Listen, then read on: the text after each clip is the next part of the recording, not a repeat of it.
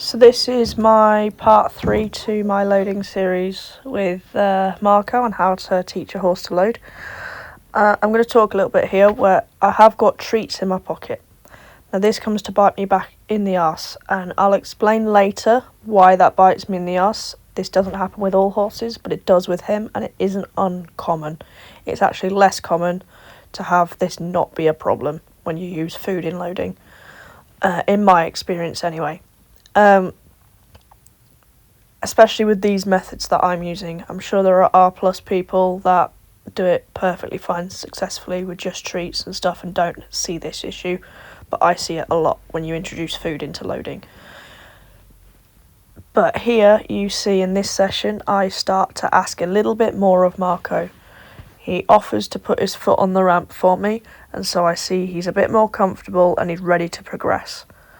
But when it comes to asking him, he gets a bit more uncomfortable because he hasn't offered it himself, but he needs to load upon being asked to load. So the reason we're doing this is because he needs to load when we ask him to load.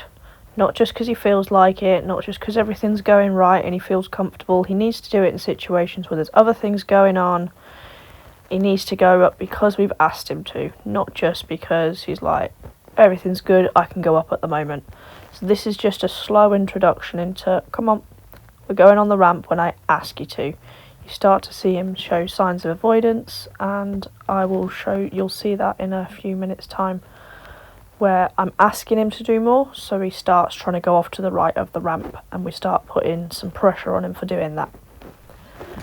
But right here is where you see him offer a tiny little step, wasn't expecting it, didn't ask him to, but he's showing us that he's ready to take that next step of his own accord. So then we're going to start asking him for more. When he's paying attention, we'll back him off. So here you see me put that correction in I was talking about. Just there, quite harsh. He's going off to the ramp. He is avoiding coming up the ramp because I'm asking him to. There is also a horse walking past that he wants to go towards. But obviously in the future, when he goes to competitions and stuff, that doesn't matter. He still needs to come on the ramp. He can't just do it of his own accord as and when he feels like it. So this is just small introductions as to what will be happening in the future for him. He needs to load regardless of what's going on. There are exceptions, but that's big bangs, things suddenly being dropped, surprising things, not just horses walking past that he's interested in.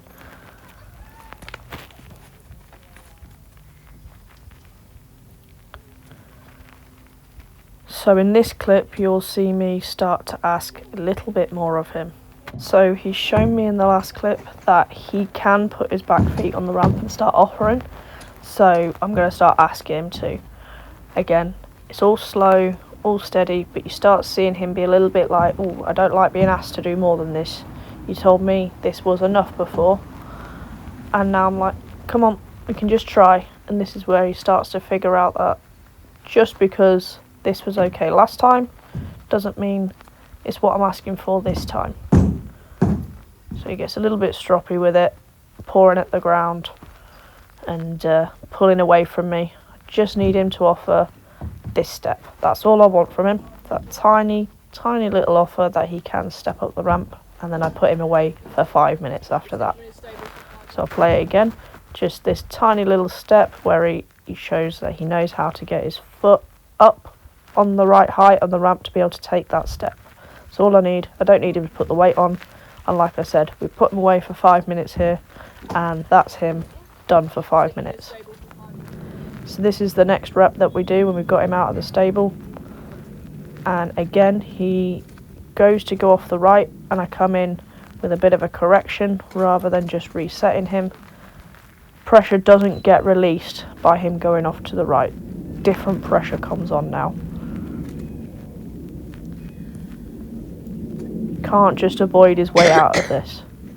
He needs to figure it out. Here we go. So he gives me a foot, he takes it off, he's weight bared there, so I do back him off. I give him a treat here, and then I back him off. Actually, I think I gave him a treat just after I backed him off. Either way, he got a treat for it. like I said, this comes back to bite me in the arse later on, but we do solve that problem.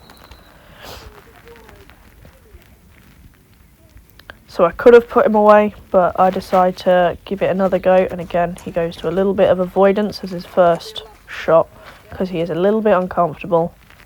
As he gets more comfortable, that avoidance will go away, but there will be situations in the future where he becomes avoidant. Big step, he slips there, which also sets him up poorly to be able to take this step that I want him to take.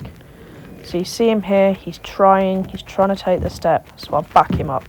I'm going to talk about this a little bit in a second, and I've paused it. So here you see him, he's trying to take this step. He's trying really hard, but he's knocking his fetlock up against the ramp.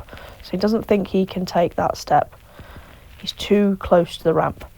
Now, if I don't pay attention to this, I'm going to end up in an argument with him learning that he can just lean against me and potentially start pulling back. Don't want him to do that if I can avoid it.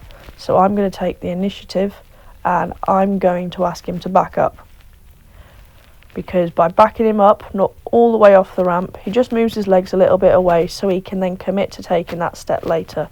Rather than arguing with him here and being like, come on, you can take the step, just keep trying, he's more likely to then take a short step and end up just putting his toe on the ramp and then it's slipping off again and dragging it against his coronet band and maybe hurting himself.